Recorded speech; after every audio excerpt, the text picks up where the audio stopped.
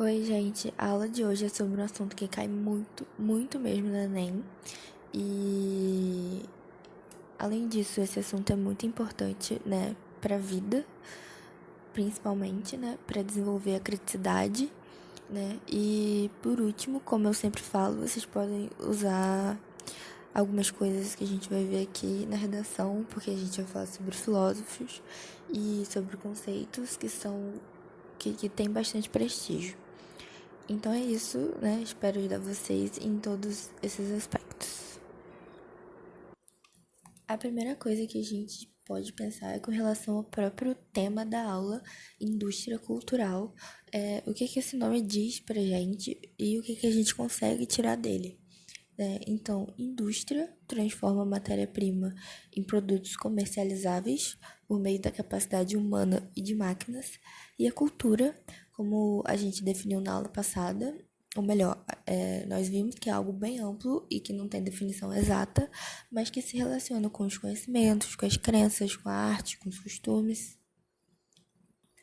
Então, quando a gente junta e forma o termo indústria cultural, é bem isso mesmo, uma indústria que produz cultura. E como toda indústria, ela quer o quê? Dinheiro, mercado, consumidores.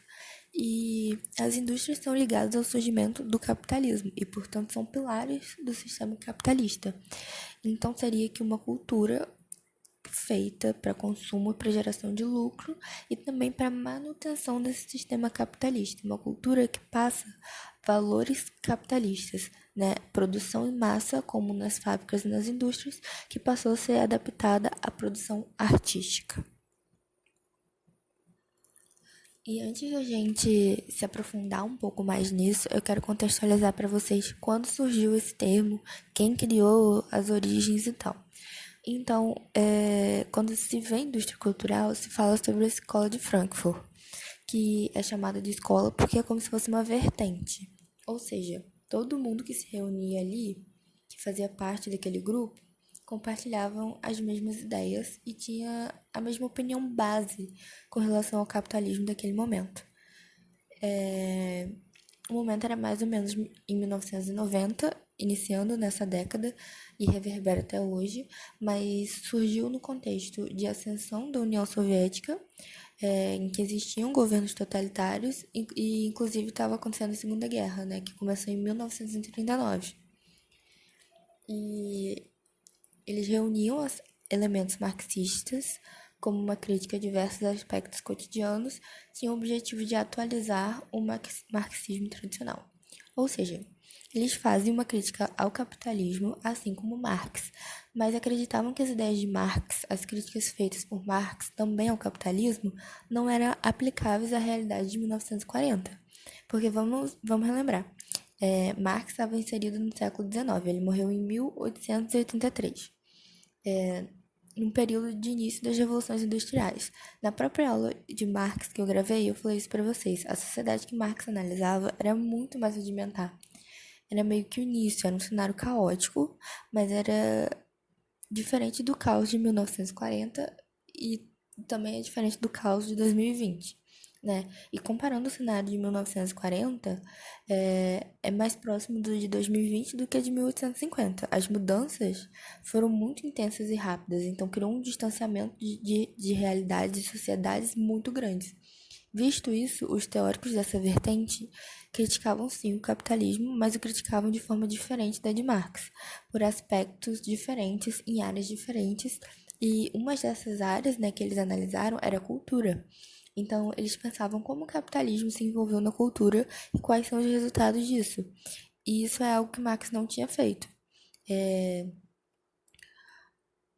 Todo esse cenário político também influenciou esses intelectuais a refletirem como a cultura também pode ser utilizada para legitimar determinados interesses.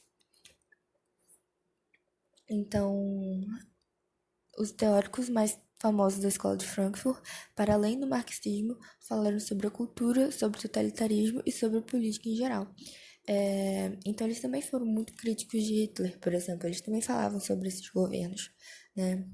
E os dois principais que aparecem muito assim na prova de vocês, outros também aparecem, mas Esses dois, que é o Adorno e Horkheimer, eles produziram o conceito de indústria cultural que a gente vai ver na aula de hoje. Então, são dois pensadores, dois filósofos que faziam parte dessa escola, né, de Frankfurt, e vão produzir esse conceito que a gente vai falar sobre hoje, que é muito importante, que está muito presente na nossa realidade. Então, agora, saindo mais da contextualização e voltando pro tema, né? Os autores, eles acreditam que a indústria cultural trata as pessoas como simples consumidores. Trata a sociedade, né? Que são pessoas acríticas que são definidas a partir dos produtos consumidos, né? E então, basicamente, o que a gente tem que ter em mente antes de eu explicar mais a fundo? Que indústria cultural, o que eles querem dizer com isso, né? Existe um tipo de produção cultural industrial, chamado indústria cultural, que produz uma cultura de massa. E o que essa cultura de massa produzida pela indústria cultural é? O que é essa cultura de massa? É um produto, né, que a gente vai comprar e a gente vai consumir muito. Então, de novo, indústria cultural, uma indústria da cultura, produz cultura de massa. E essa cultura de massa, por sua vez, é um produto. E agora a gente vai aprofundar um pouco mais nisso, né, nessa cultura de massa, como o capitalismo se envolve nessa cultura, né? O que seria essa cultura de massa e as características dela. A primeira característica, para mim, a característica mais marcante quando a gente pensa em indústria cultural é a padronização das formas culturais.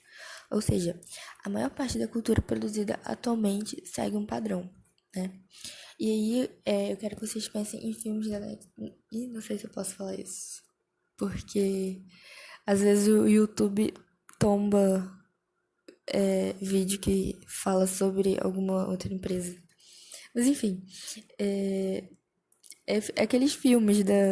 Ah, vou falar da Netflix. Da Disney, ou até obras de artes, né, de artistas como Romero Brito, né? Pra quem não lembra, é esse cara que pinta esses quadros aqui. E aí o que eu quero que vocês percebam comigo é que esses artefatos culturais, esses filmes ou essas obras não se diferem muito umas das outras. Tem aquela mesma base. Quando a gente pensa em filmes, a gente pode pensar nesses filmes de Natal que agora no final do ano vários são lançados, né? E aí, daí vocês vão perceber que esses filmes, eles são muito semelhantes uns dos outros, né? Existe uma padronização quando a gente vai tratar do tema Natal em um filme, né? Uma padronização do cenário, dos personagens e até do enredo. Eles estão muito parecidos, um filme do outro muito parecido. E outra coisa que eu quero que vocês percebam que faz parte dessa padronização é o simplismo desses produtos culturais produzidos, né? Um quadro do Romero Brito, por exemplo, não é um quadro que ele teve um esforço intelectual, não tem muito simbolismo, né, para fazer, né? Não é um quadro que a gente olha e fica pensando sobre ele, sobre o significado, tentando ver coisas além, porque simplesmente não tem significado. Ele é só colorido, ele é bonito, ele é criativo e a função dele é isso, né? E isso faz parte da padronização. Para você padronizar, você não pode se aprofundar muito, você não pode colocar muito significado. Então, são produtos que não apresentam muita complexidade, né? E nem pedem uma complexidade para a gente consumir. A gente consome sem pensar muito no que a gente está consumindo. A gente não precisa refletir sobre o que a gente está consumindo.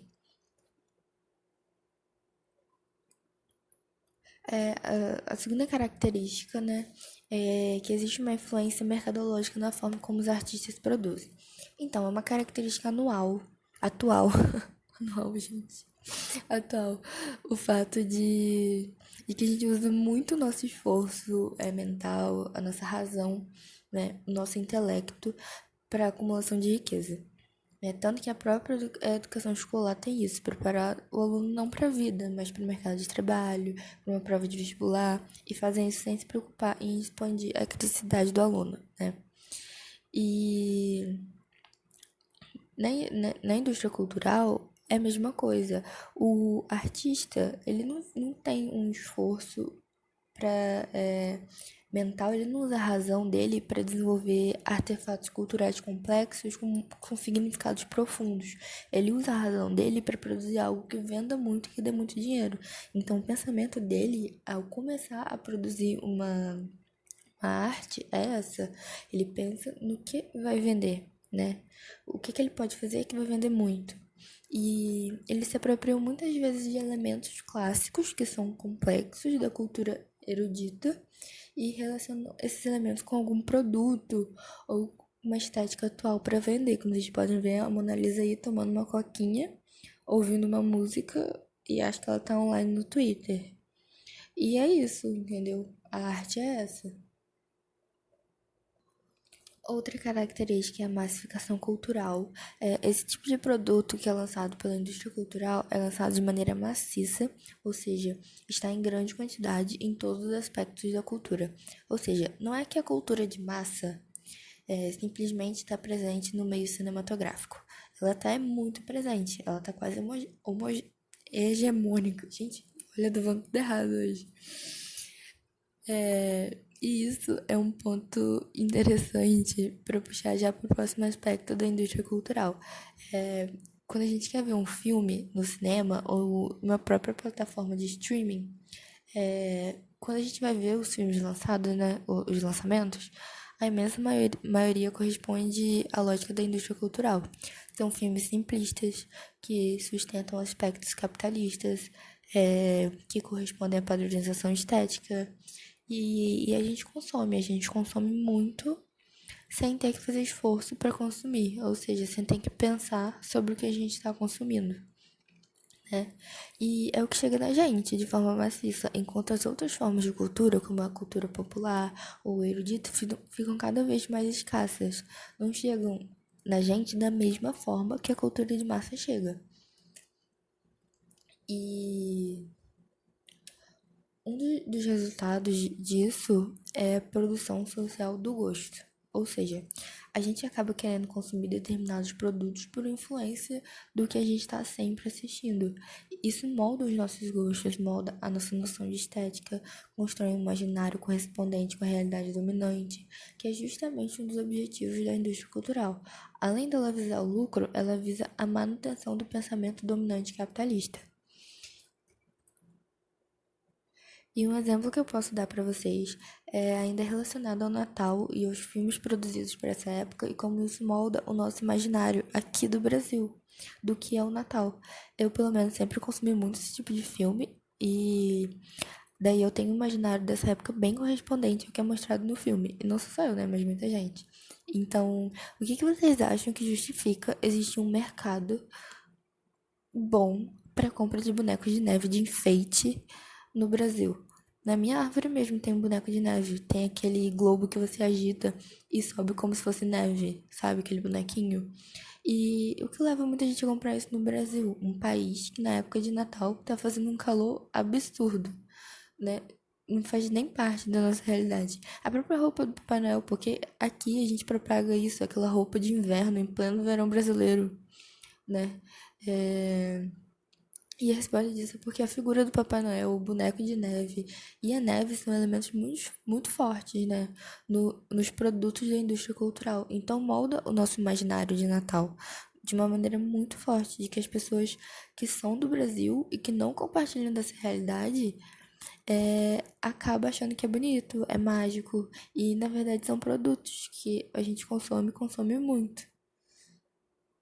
E aí nessa foto, né, pra ver da esquerda pra direita, você vê, tipo, é, um boneco, né, tipo, diferente e tal. E aí quando ele passa pela televisão, meio que quando ele assiste esses produtos, né, esses filmes, essas propagandas na televisão, sai todo mundo igual, todo mundo padronizado, não importa de onde você é. É um fenômeno que acontece no mundo todo. E aí existe a comunicação em massa. O que é a comunicação em massa? É o rádio, a televisão, os jornais, a revista, a internet. E eles também servem à indústria cultural, obviamente, né? A televisão, as propagandas da televisão, as novelas, os filmes, como eu já falei várias vezes. muita propaganda, feito coisas que, como eu disse, né, que são coisas simplistas que a gente consome sem ter que pensar no. A gente não precisa. Tem filme que a gente vê e a gente não precisa refletir sobre nada, né? A gente só vê, vê, vê. E isso molda muito o nosso comportamento. Isso faz parte, inclusive, das consequências, né, dessa indústria cultural. Segundo os autores, o objetivo da indústria cultural é o lucro e a manutenção do pensamento dominante, como eu já falei. Assim, a cultura passa a ser uma massa de manobra da população. Ou seja, essa cultura de massa produzida faz com que a gente seja influenciado a pensar de determinada forma, a consumir determinado produto, a sustentar determinadas empresas. E eu quero falar para vocês também que as consequências, elas são só negativas? Não. Existem consequências que são positivas e existem consequências que são negativas.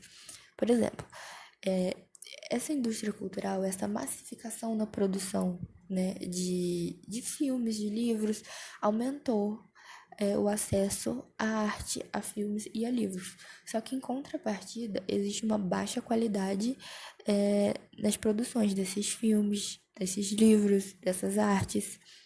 Mas mais pessoas têm acesso a elas, porque elas estão sempre chegando a gente. A gente tá sendo sempre bombardeado.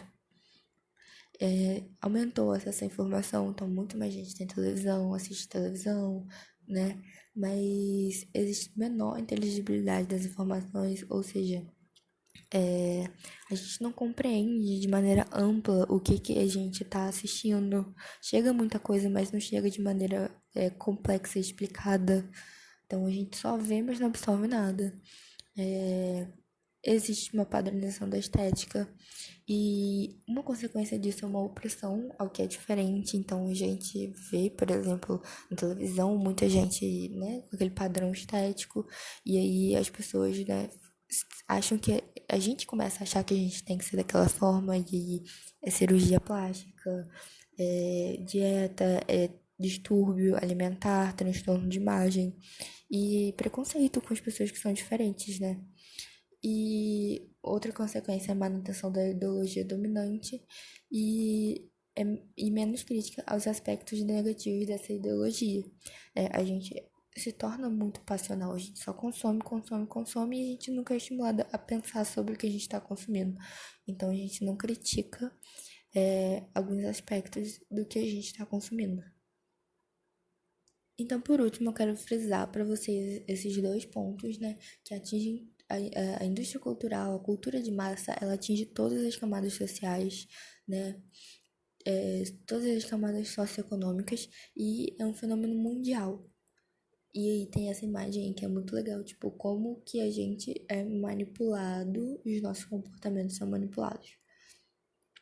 E essa aqui, ó, que mostra quando a gente tá lendo um livro, né, um livro bom e tal, a gente pensa sobre muita coisa, a gente pensa sobre o mundo, sobre várias coisas. Quando a gente tá vendo televisão, a gente tá vendo muita coisa ao mesmo tempo, uma coisa atrás da outra, mas a gente acaba não refletindo sobre nada, a gente acaba não absorvendo nada. É tudo mais rápido, uma informação corrida, jogada uma atrás da outra, mas a gente acaba não processando nada. E na nossa mente fica um completo vazio. E é isso, gente. Esse tema é muito interessante e é muito importante porque cai muito no Enem. E como também é um tema fácil, né? Não tem nada muito difícil. Vale a pena vocês anotarem, estudarem. E qualquer dúvida eu tô à disposição, né? Continue estudando e se cuidando, né? Ficando em casa na medida do possível, saindo para o necessário, usando máscara. E cuidando de vocês e da família de vocês. Tá bom? Beijos.